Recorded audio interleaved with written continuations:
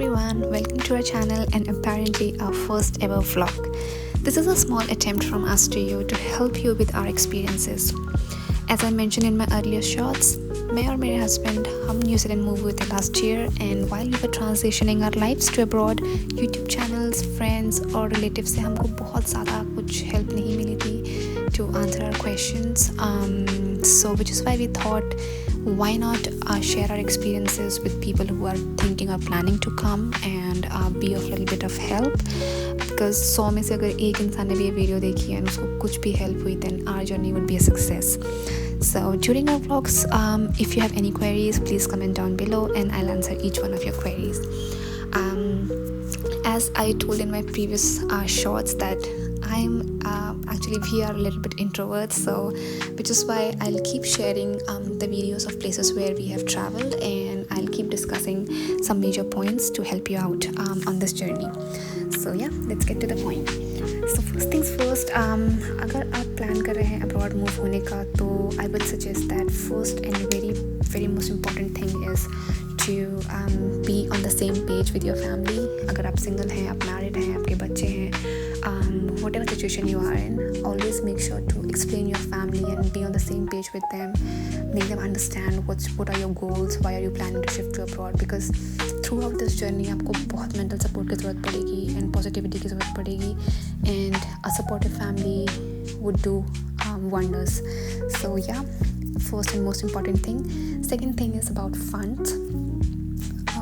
I would suggest based on our experiences that funds कहाँ से arrange करने हैं, कैसे अरेंज करने हैं, आप वो सबसे पहले डिसाइड कर लीजिए, उसके बाद ही आगे बढ़िए. बिकॉज बहुत बार ऐसा होता है कि कुछ लोग पूरा प्रोसेस में आधे तक पहुंच जाते हैं then they are like oh अब हम फंड्स कहाँ से अरेंज करें, should we exhaust all our savings या हम लोन लें.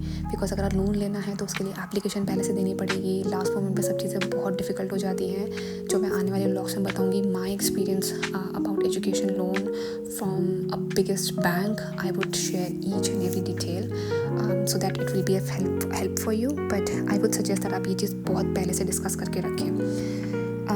उसके अलावा अपने डॉक्यूमेंटेशंस की एक चेकलिस्ट बना लीजिए सो दैट आप जैसे जैसे अपनी डॉक्यूमेंटेशंस कंप्लीट करते जाएंगे just sign off everything and you know what you have and what you are suppose to collect और अरेंज.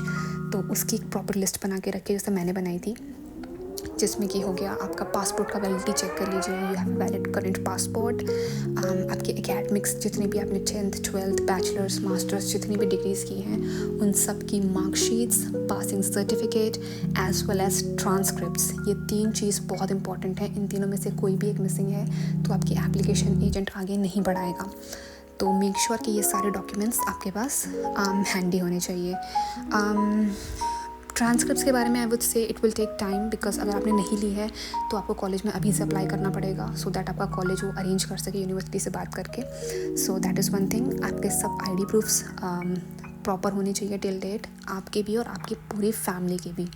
उसके अलावा अगर आप अर्निंग मेंबर हैं तो आपका CV, cover letter, ITRs, salary slips, work experience letters ये सब हैंडी होने चाहिए. By work experience letter I mean when you leave a company, आपकी कंपनी आपको एक एक्सपीरियंस सर्टिफिकेट देती है on the company letter head.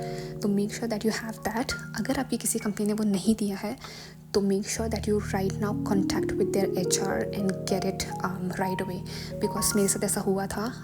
In between I worked with a startup company and it was because it was a startup company. उन्होंने मुझे work letter head पे work experience नहीं दिया था, but I contacted them and उन्होंने easily एक दिन में वो रिलीज़ कर दिया था. So that was not a problem.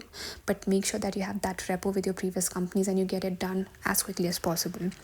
तो ये हो गई एक्सपीरियंस लोगों की डॉक्यूमेंट्स. उसके अलावा आपको डिसाइड करना पड़ेगा एंड प्रिपेयर करना पड़ेगा अपने एंट्रेंस एग्ज़ाम के लिए. IELTS, PTE, whatever you are planning to give, make sure that you start preparing for it right away.